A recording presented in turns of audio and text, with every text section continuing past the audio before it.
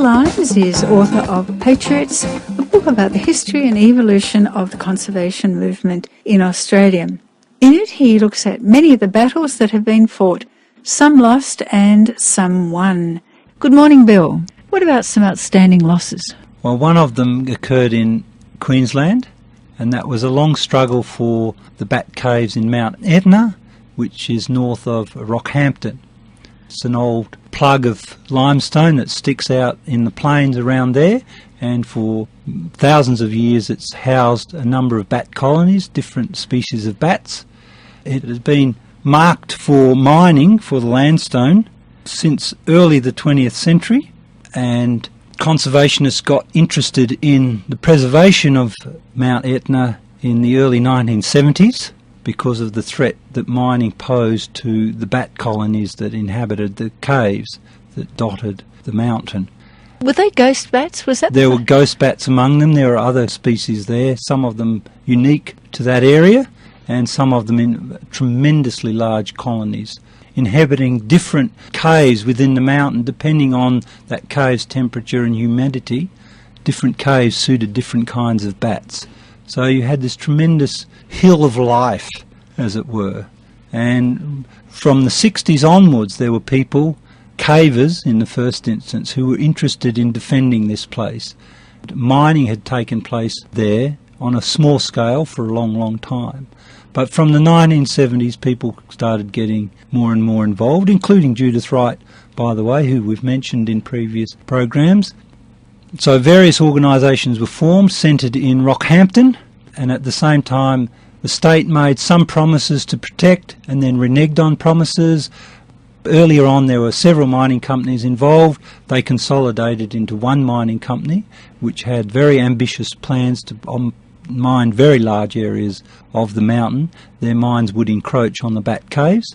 This was unacceptable to conservationists, and it all started to come to a head in the 1980s, late 1980s. There was a change of government in Queensland at the time. Bjelke-Petersen was thrown out. There was hope that there was going to be a change, because Bjelke-Petersen, by this time in his career, was definitely never going to compromise.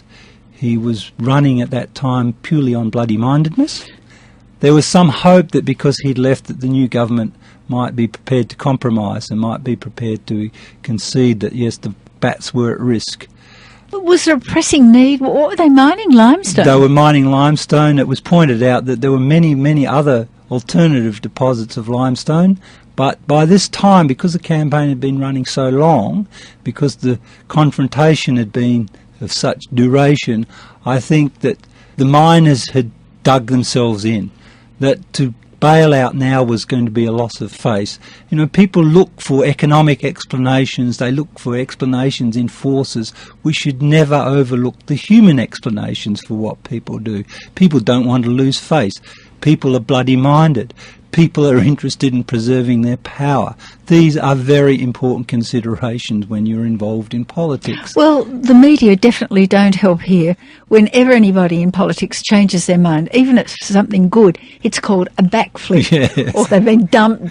Well, at this time, the miners and the government weren't prepared to backflip. And there was a blockade in the caves. People occupied the caves even during the blasting of the mining, which was quite dangerous because the blasting practically closed one of the caves in which the blockaders were living in at the time. The blockaders went to court. Courts threw the case out. They couldn't raise the sufficient money to appeal, and so the government said that's all over, and they laid a charge one weekend and they blew half the mountain out. And so that was broke a lot of people's hearts.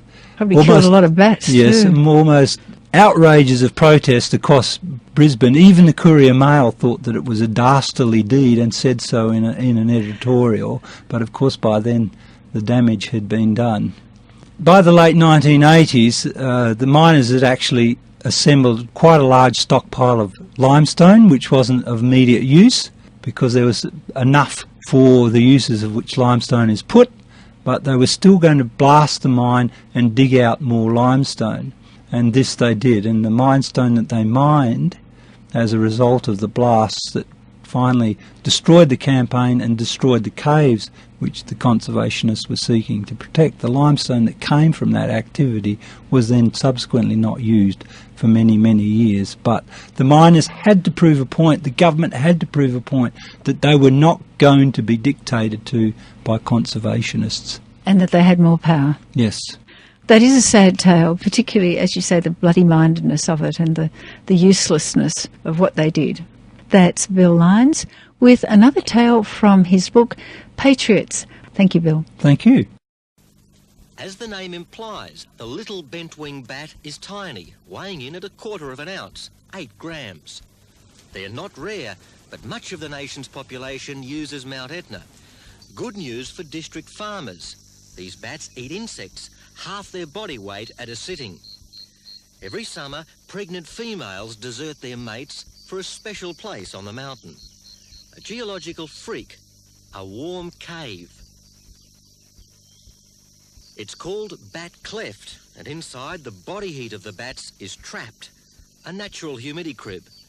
A safe place for the babies while their mothers are away. Because come dusk, the mothers, like their vampire relatives, transform. It's a frantic quest for food, 1 ton of insects a night. Nature's biological pest control. The exit is not without drama. There's a gauntlet to run.